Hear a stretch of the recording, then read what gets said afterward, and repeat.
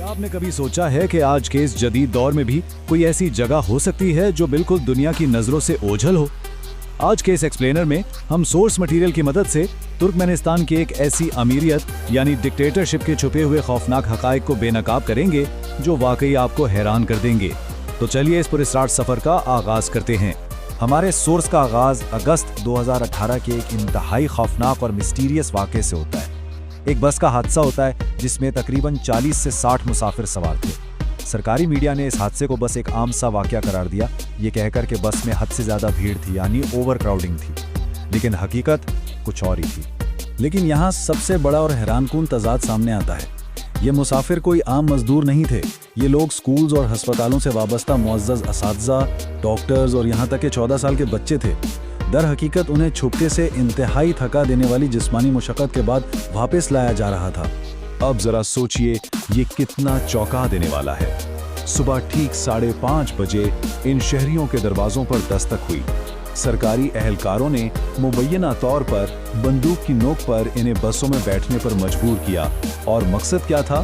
ताकि ये लोग दिन भर बगैर किसी वक्फे या पानी के कपास चुनने का एक गैर मामूली टारगेट पूरा कर सकें। आइए अब जरा देखते हैं तुर्कमन बशी के उरूज की कहानी। ये समझने के लिए कि एक हुकूमत अपने ही लोगों पर इस कदर मुकम्मल कंट्रोल आखिर कैसे हासिल करती है, हमें सोवियत यूनियन के ज़वाल के दौर में थोड़ा पीछे जाना होगा।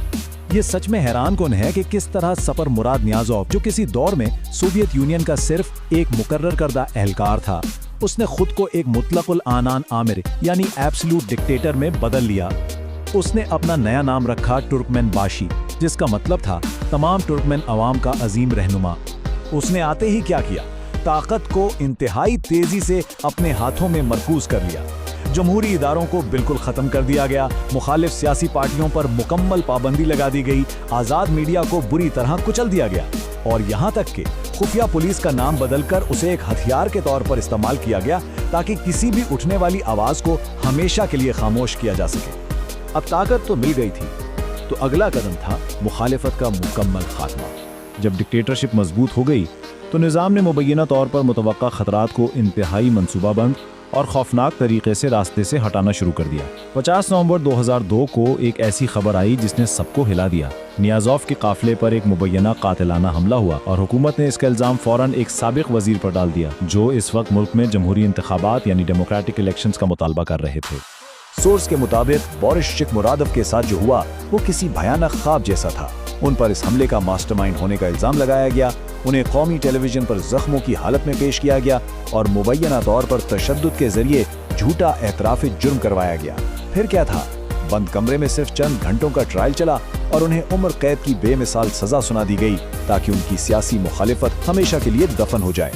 सियासी दुश्मन तो हट गए, अब बारी थी जहनों को कंट्रोल करने की, और इसके लिए आई एक प्रोपेगेंडा की किताब। रियासत ने अवाम के जहनों को काबू करने के लिए अपना पूरा जोर लगाया। इस मकसद के लिए रूहनामा नाम की एक किताब मुतारिफ करवाई गई। 2 हिस्सों पर मुश्तमिल इस किताब के बारे में यह दावा था कि ये खुद नियाज़ोव ने लिखी है। इस किताब में ऐसी मनगढ़ंत तारीख भरी गई थी जिसका वाहिद मकसद नियाज़ोव को अवाम की नज़रों में किसी पैगंबर या खुदा जैसा दर्जा देना था। और आप हैरान होंगे इस किताब को लागू करने के तरीके सुनकर। इसे मस्जिदों में मजहबी किताबों के बराबर रखा गया, स्कूल्स और यूनिवर्सिटीज में इसका पढ़ना लाजमी करार दिया गया, हत्ता कि ड्राइविंग लाइसेंस हासिल करने के लिए भी इस किताब का 16 घंटे का कोर्स लाजमी था। मतलब हद है ना। दारुल हुकूमत में इस किताब का एक बहुत बड़ा मैकेनिकल मॉडल भी नस्ब किया गया। साइकोलॉजी में स्टेट प्रोपेगेंडा को बहुत खूबसूरती से एक टर्म दी जाती है, इल्यूजरी ट्रूथ इफेक्ट। ये एक ऐसी नफ्सियाती कैफियत है कि जब लोगों को बार बार झूठी मालूमात सुनने और दोहराने पर मजबूर किया जाए तो एक वक्त आता है जब वही झूठ उन्हें बिल्कुल हकीकत लगने लगता है। यही इस रजीम की कामयाबी का राज था। वक्त गुजरता है और हम दाखिल होते हैं एक नए दौर में जहां सजाओं का कोई अंत नहीं। 21 नवंबर 2006 को तुर्कमन बाशी की मौत होती है और गुरबानगुली इख्तिदार संभालते हैं। बाहर से देखने वालों को लगा शायद अब आज़ादी आएगी, रूहनामा को भी आहिस्ता आहिस्ता हटा दिया गया।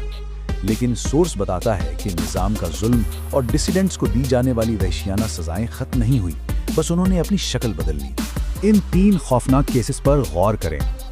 ओगुल सपर, जो एक सहाबी थी, उन्हें हुकूमती जुल्म रिपोर्ट करने पर 6 साल की सजा मिली और जेल में सिर्फ 3 हफ्ते बाद उनकी मौत हो गई।